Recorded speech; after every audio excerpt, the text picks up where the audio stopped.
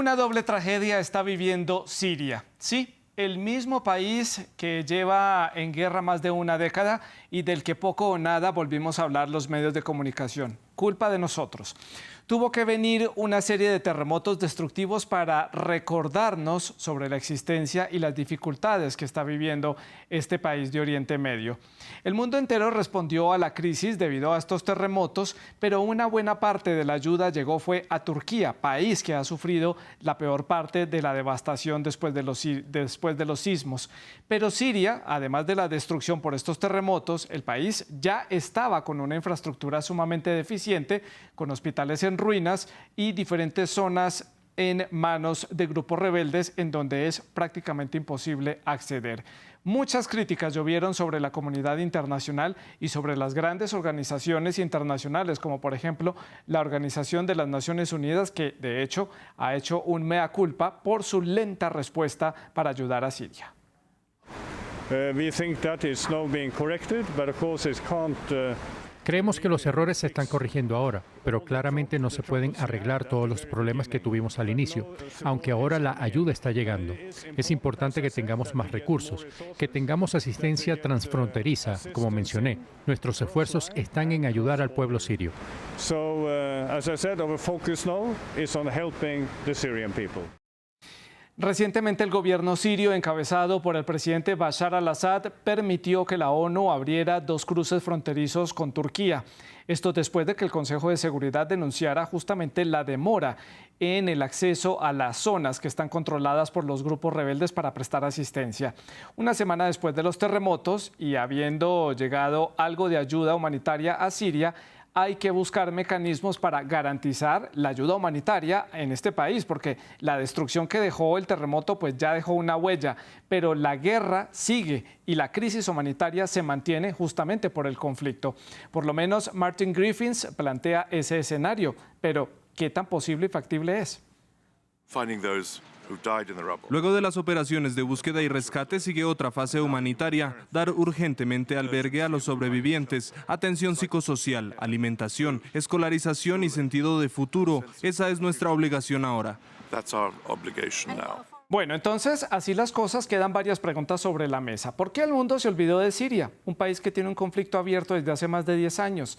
¿Esta serie de terremotos entonces servirá para volver a poner a Siria en el escenario internacional? ¿Cómo pueden también las partes que están involucradas en este conflicto aprovechar esta oportunidad? Estamos hablando de los rebeldes, de Turquía, de Rusia, del mundo occidental y, por supuesto, el presidente Bashar al-Assad y también Rusia. También se pregunta uno si le servirá esto en cierta forma a modo de lavado de imagen al presidente Bashar al-Assad, que tiene, pues, está implicado en este conflicto y tiene una imagen internacional muy atropellada a lo largo de estos últimos años por la forma como manejó y la respuesta que dio a esta guerra civil que comenzó en este país de Medio Oriente hace más de una década. ¿Avivará esta situación humanitaria nuevamente el conflicto o ayudará a mitigarlo o ayudará a ponerle fin? Son algunos de los escenarios que también se puede plantear uno a futuro. Por eso, hoy en el debate de France 24, Siria, de la guerra a la catástrofe. Para analizar este tema hemos invitado a Lourdes Baeza. Ella es analista internacional, fue corresponsal durante varios años en la zona de Medio Oriente. Y también está con nosotros Karen Marón, ella es corresponsal en Medio Oriente y África del Norte, es analista geopolítica e integrante del Centro PART para Periodismo y Trauma. Les recuerdo que ustedes también hacen parte de esta conversación, pueden dejar todos sus comentarios a través de las diferentes redes sociales. Estamos en Twitter, también en Facebook, en Instagram, nos encuentran como @France24-ES. La etiqueta para que dejen los comentarios, numeral el debate F24, todo pegado, todo junto. Y también a mí me encuentran en Twitter como @Santilogo. No olviden también que todos los contenidos de este programa están disponibles en Apple Podcast, en Spotify, en Deezer y en TuneIn. Aprovecho para saludar a las personas que nos escuchan día a día a través de estas plataformas disponibles en podcast. Pues no siendo más, comienzo entonces con nuestras invitadas para darles paso. Comienzo entonces por Lourdes. Bienvenida Lourdes al programa. Gracias por estar con nosotros hoy aquí en el debate de France 24.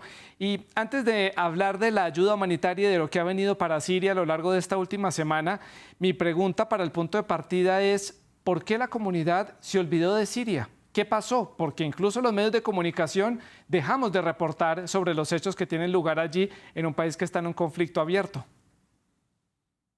¿Qué tal? Saludos.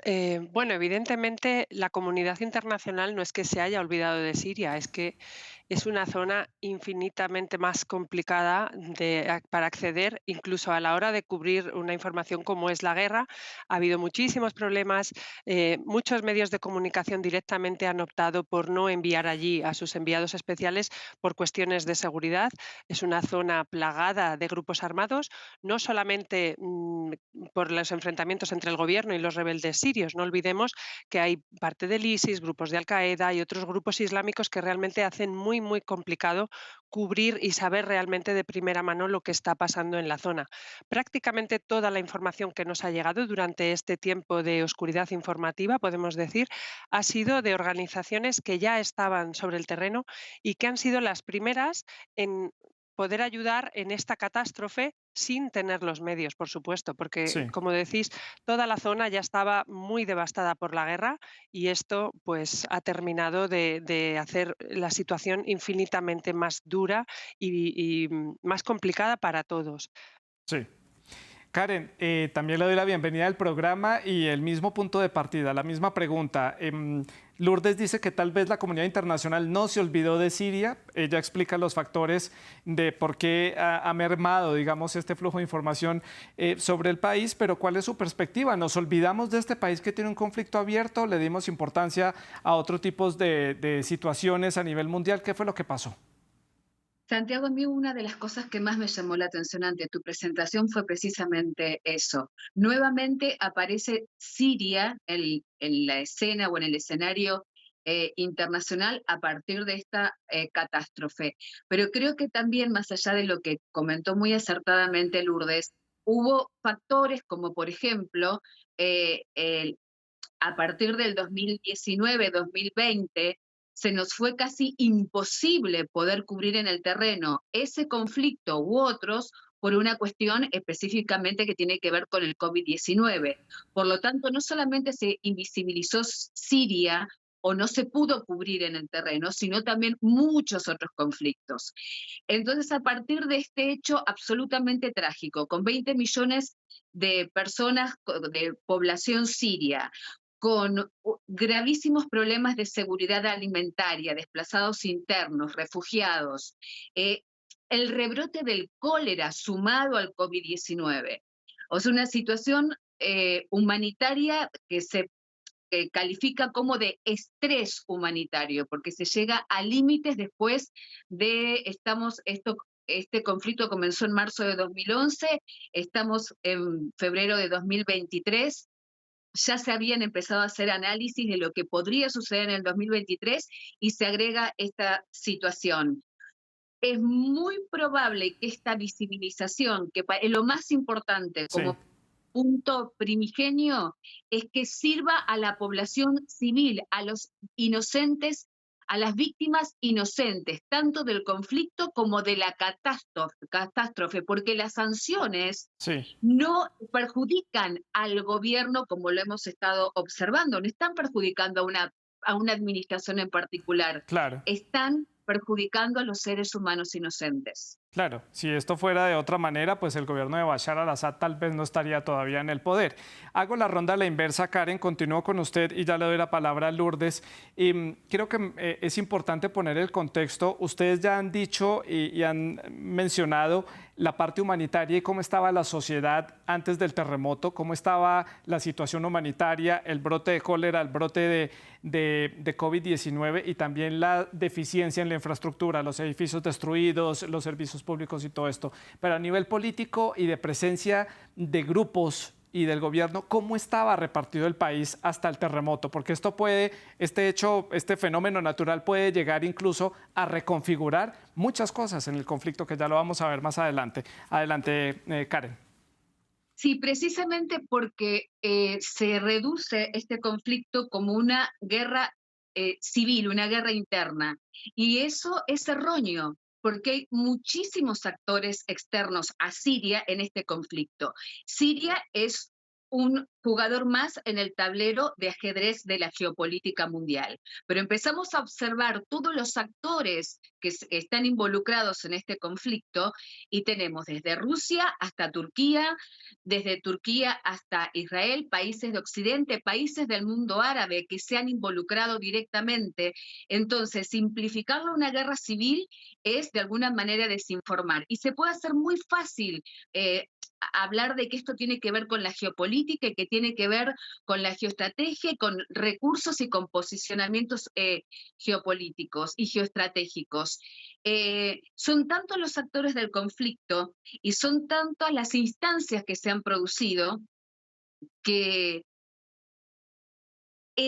¿por qué no se avanza en el conflicto hacia una solución? Hubo los acuerdos de Sochi, los acuerdos de Astana, por ejemplo, entre Claro. Rusia y Turquía, pero no se habían comprometido a zonas desmilitarizadas. Tenemos que focalizar, a mí me parece que lo más fácil sería decir que hay dos Sirias.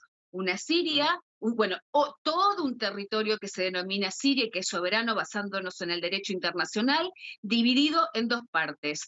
Uno bajo la administración del gobierno central de Bashar al-Assad y otro que se concentra en la provincia de Idlib, donde hay más de 4 Sí, millones de personas de población civil, donde allí se encuentran alianzas como las de Hayat Tahrir al-Sham, que son exmiembros de Al-Qaeda, y hay que claro. tener en cuenta que Al-Qaeda es considerado un grupo terrorista por Naciones Unidas y por la comunidad internacional y por todos los países. Entonces, quién queda en el medio, Santiago? Siempre está quedando la gente en el La medio, población, pero claro. y con muchos actores externos Sí. jugando y sin resolución para la población civil Claro. local, que son los más sufrientes.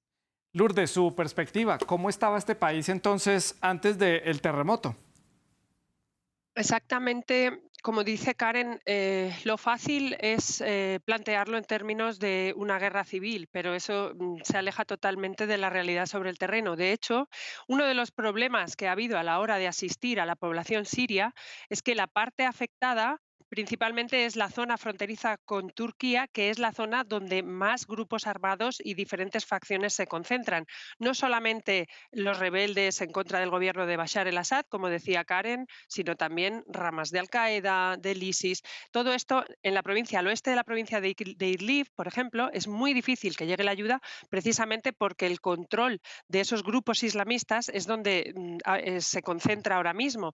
En la zona, por ejemplo, todo lo que es Alepo, la zona fronteriza con la parte de Hatay, Gaziantep, esa parte de Siria, está controlada por los rebeldes, pero también hay una zona de la que nadie habla, donde se asientan los kurdos, que tradicionalmente han reclamado su propio Estado y que tradicionalmente han sido también un problema para Turquía.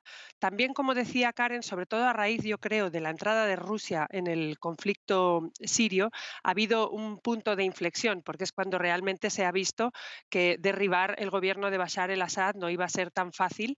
Y bueno, mucha gente puede pensar que el conflicto se había estancado, pero bajo mi punto de vista yo creo que también por el parón de la pandemia y sobre todo porque en cierto modo también se han desviado muchos recursos a la guerra de Ucrania, puede parecer que se haya estancado el conflicto, pero el conflicto no se ha estancado. De hecho, si algo ha puesto de manifiesto esta crisis es que al final organizaciones internacionales como la ONU no han tenido más remedio que negociar con el régimen de Bashar el-Assad, pese a las sanciones y pese a que durante muchos años ha sido, entre comillas, el diablo para la comunidad internacional, porque se han dado cuenta de que si no, no había otra manera de ayudar a la población siria.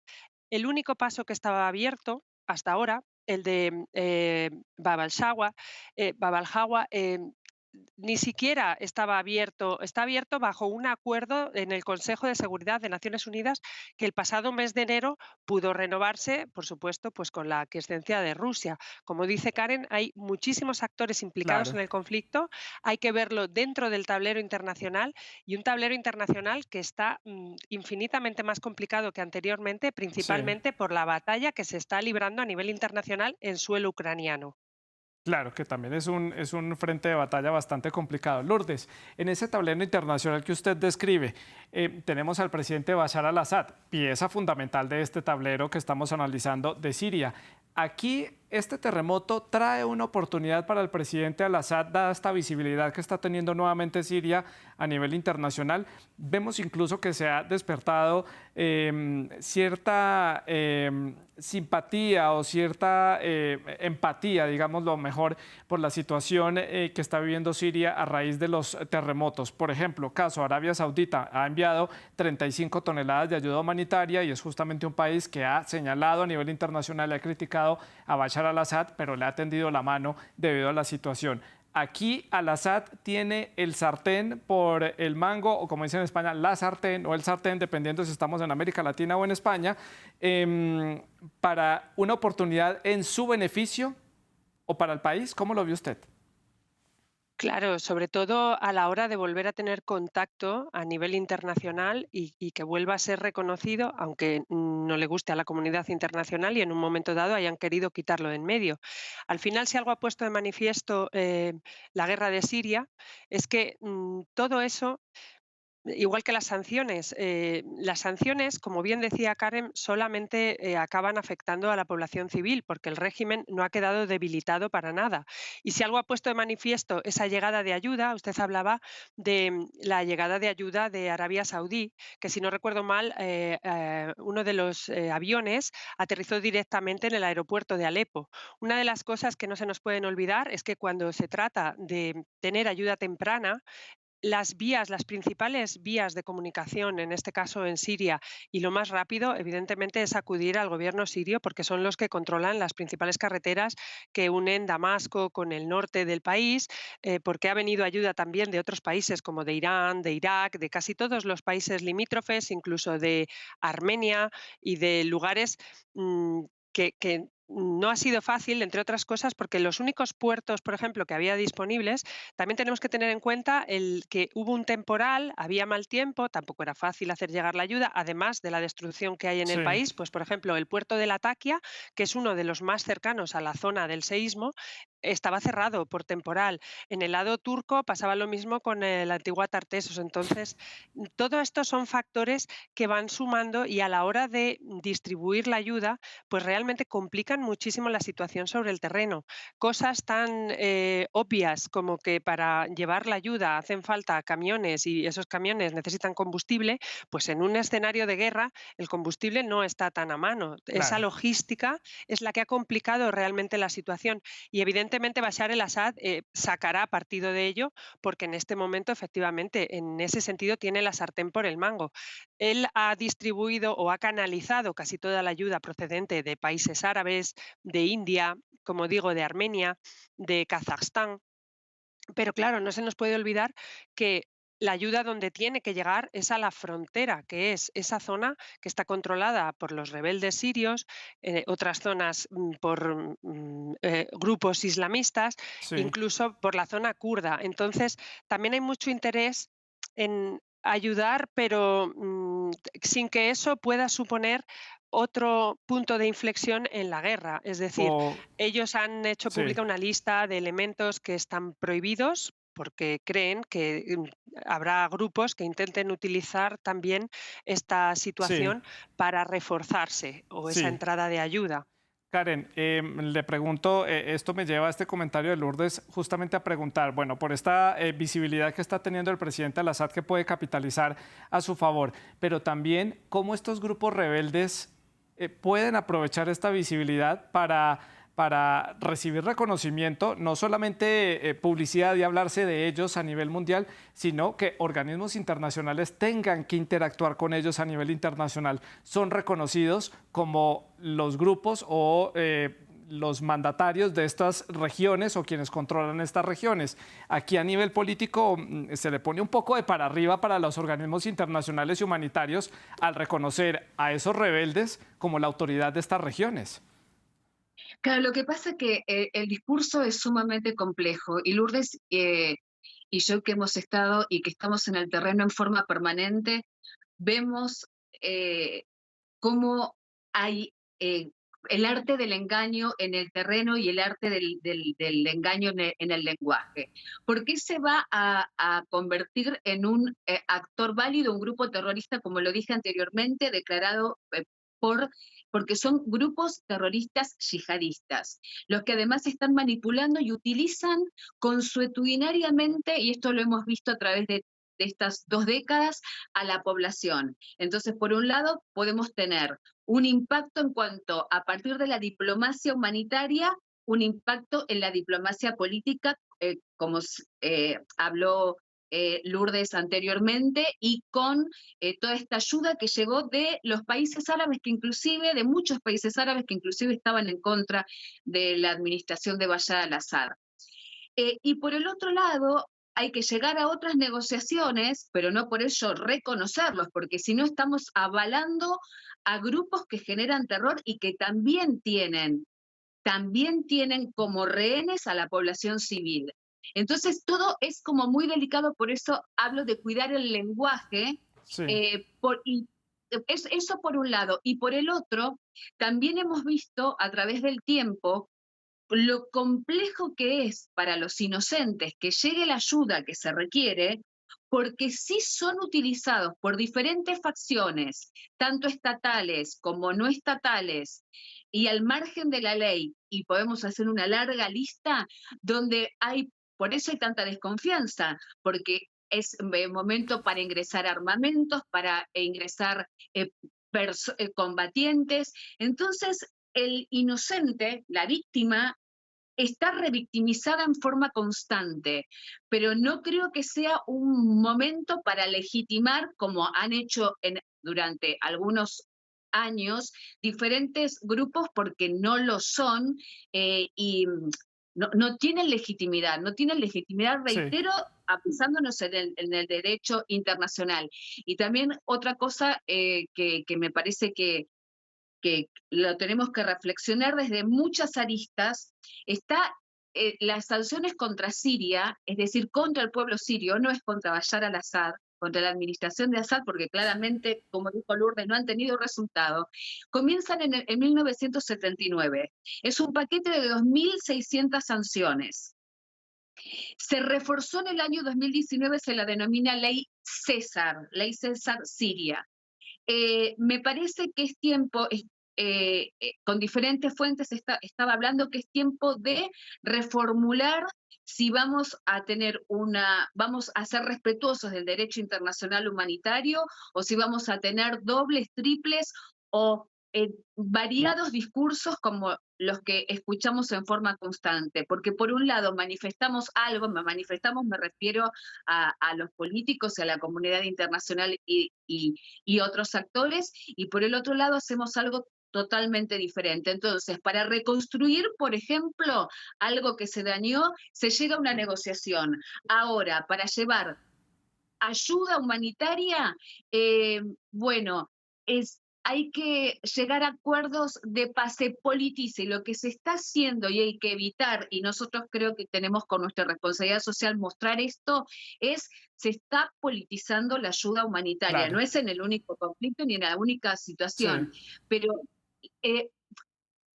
justamente vulnerando todo lo que tiene que ver con el derecho internacional humanitario, claro, se politiza la ayuda humanitaria, más allá de los actores del conflicto y de quién está en ese momento gobernando. Claro, y por eso muchos actores han dudado un poco a la hora de actuar frente a la crisis siria, no solamente ahora por los terremotos, sino también en los últimos meses, por ese temor a que se politice, y dada la dificultad que hay también con el propio gobierno por esas sanciones a nivel internacional y por ese señalamiento que hay al presidente al-Assad. Pero el presidente al-Assad es el que está dentro del marco de la ley siria, pues es el presidente después de un proceso electoral que también ha sido muy criticado a nivel internacional, pero dentro del marco de la ley es el presidente.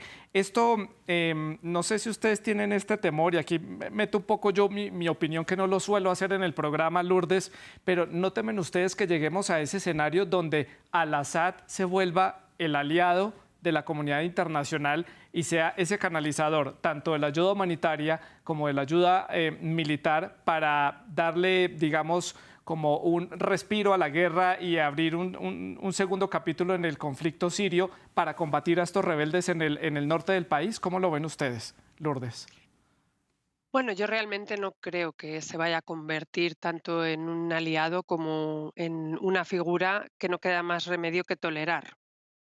Parte de lo que decía Karen, hay que tenerlo muy en cuenta porque no olvidemos que todos los acuerdos de ayuda que se están llevando a cabo en estos días, bajo mi punto de vista, son relativamente cortoplacistas. Es decir, Bab al-Hawa, el paso que habitualmente está abierto, el único paso que está abierto entre Turquía y Siria, se renueva cada 6 meses el mandato. Los acuerdos que acaban de cerrar tanto Turquía como Siria para abrir esos otros dos pasos de los que hablabais, tanto Dar el Salam como Al-Reid, va a estar abierto durante 3 meses. Cuando estamos hablando de una zona totalmente devastada, de millones de personas que ya no tenían nada, pero lo poco que tenían además lo han perdido, no olvidemos que muchas de las personas, tanto en el sur de Turquía como en el norte de Siria, son desplazados sirios. Es decir, hay mucha gente que también estaba del otro lado de la Claro, frontera, muchos sirios en el lado turco, que lo poco que tenían también lo han perdido, y hay mucha gente que ni siquiera estaba lo que podríamos llamar censada. Es decir, hay mucha gente que no hay constancia ni de sus movimientos ni de que estuvieran en ciertos sitios, con lo cual en esta catástrofe yo creo que las cifras van a ser realmente las peores claro. de la historia de un terremoto en la zona, y no creo que con acuerdos a 3 meses se Sí. vaya a solucionar realmente nada. Bashar el-Assad, evidentemente, lo va a rentabilizar, porque yo creo que ya lo está rentabilizando. De hecho, gran parte de esos países que han enviado ayuda se han mantenido al margen totalmente del conflicto, y esto ha hecho que, en cierto modo, retomen relaciones, con lo cual es un paso. También se puede utilizar, como hablábamos, Sí, esa ayuda para politizar la ayuda y para dar un vuelco a nivel político internacional. claro. No sé hasta qué punto eso va a hacer aceptar la figura de Bashar el-Assad, pero sí tengo claro que la población civil no está en el foco principal, que es como debería estar. Y sobre Eh, todo, que no se ha calibrado la magnitud todavía de esta catástrofe y el devenir de esa gente que actualmente sí. está en tiendas de campaña. Si nos fijamos en las imágenes y por lo que hablamos con gente que está en la zona, la mayoría de esas tiendas vienen o de Turquía o de la cooperación catarí. Sí, Lourdes. Pero hace falta algo más, hace falta restablecer suministros que ya de por Claro, sí no estaban operativos en muchas de desde las antes zonas del por terremoto, cuestiones claro. de guerra, Me quedan pocos efectivamente. minutos para finalizar el programa, pero tengo dos preguntas importantes. La primera, les pido por favor que sean un poco más puntuales para que abarquemos los dos temas. Karen, dado este escenario, ustedes hablan de la gran magnitud que tiene esto a nivel humanitario, esta catástrofe que todavía pues, es imposible de evidenciar en su magnitud por completo. ¿Esto va a generar nuevamente una crisis humanitaria de refugiados, de sirios? Ahora también se suman turcos huyendo de esta zona del desastre hacia Europa? Es decir, podemos ver en el verano boreal una crisis humanitaria debido a esta catástrofe natural. En- Claramente esta situación de catástrofe humanitaria se va a intensificar, pero no creo, teniendo en cuenta los antecedentes de movimientos migratorios anteriores de refugiados hacia Europa, que se dirijan hacia Europa o que sean aceptados masivamente en Europa. Y sobre todo por el contexto en el cual estamos transitando, que es el conflicto entre Rusia y Ucrania, donde ya se absorbió, y lo digo en forma humanitaria, una gran cantidad de refugiados ucranianos. Lo que sí, esto se va a intensificar. Un punto que hay que resaltar es: hay una tal cantidad de muertos en este momento, esa cantidad de muertos va a aumentar. Cantidad de heridos, esa cantidad de heridos va a aumentar. Esas carpas de las que hablaba Lourdes pueden pasar años. Nosotras Claro, conocemos carpas que hace 10, 12 años que están, aún bajo la bandera de ACNUR o de Naciones sí, Unidas o cualquier otra organización. Pero más allá de esta pregunta en específico, estamos transitando A nivel geopolítico, un mundo totalmente diferente. Por lo tanto, hay que ver cómo se posiciona Siria con esta ayuda del... Todo puede pasar. No hay amigos permanentes en la Sí, geopolítica ni en la política. Hay intereses permanentes. claro. Hubo una ayuda inmediata de países árabes y de otros países. Quizás se estuvo hablando que quizás incorporen nuevamente la Liga Árabe, pero tienen presión de sus aliados, los países árabes, sus aliados de Occidente. Pero todo puede pasar porque todo está Sí, cambiando a una velocidad y a un ritmo muy rápido. claro. Y esto impacta estas decisiones políticas ya en la vida directa de los seres humanos. Lourdes, muy puntual, por favor. Esto, como todo está encadenado, todos estos hechos están encadenados. Este terremoto, esta situación en el sur de Turquía, este nuevo surgimiento de Siria a nivel internacional, ¿esto qué repercusión tiene en el conflicto en el Donbass, en la guerra en Ucrania? Porque los actores son prácticamente los mismos y hay que destacar ese papel que tiene Turquía como un mediador entre Kiev y Moscú. Ahora, pues, le tocará hacer frente a su situación interna, que es muy grave, y sobre todo con el escenario de las elecciones presidenciales en unos meses. Exactamente, eso es lo que iba a comentar, que no solamente por el escenario a nivel interno, sino porque en junio Erdogan tiene que enfrentarse a las urnas si es que finalmente, pues debido a esta situación, no se retrasa. Y eso va a ser también una fecha muy importante, porque de ahí va a depender también en gran medida el devenir de los acontecimientos en la zona. Y sobre todo, pues cuando hablamos de refugiados y de posibles nuevas oleadas hacia Europa, yo creo que Turquía está conteniendo a los refugiados. También la ayuda europea está ayudando mucho a que Turquía haga ese papel, pero claro, tampoco sabemos cómo puede afectar esta crisis políticamente a Erdogan Sí, y ni lo que puede venir después. Y eso va a ser el mes de lo que pasa en junio, si realmente se celebran las elecciones tal y como están previstas, va a cambiar también la situación en la zona. Como decía antes, yo creo que sí que se han desviado muchos recursos a la guerra de Ucrania y eso también ha afectado al conflicto sirio. claro. Veremos cómo evolucionan tanto la una como la otra, porque la guerra de Ucrania tampoco parece que vaya a acabar en 2 días. Sí, parece que se prolonga más de lo que teníamos esperado todos en la comunidad internacional. Karen, para el cierre, por favor, 50 segundos, su respuesta a esta pregunta que usamos a modo de conclusión del cierre del programa. Al cierre del programa, la conclusión es que tengamos una mayor información más acabada, más certera, por nuestro derecho a la información. Y uno puede decir, ¿qué tiene que ver con Siria? Porque si limitamos la información a cuestiones muy básicas y muy simples, no podemos entender lo que sucede en ese país, en esa región, y lo que está sucediendo a nivel global.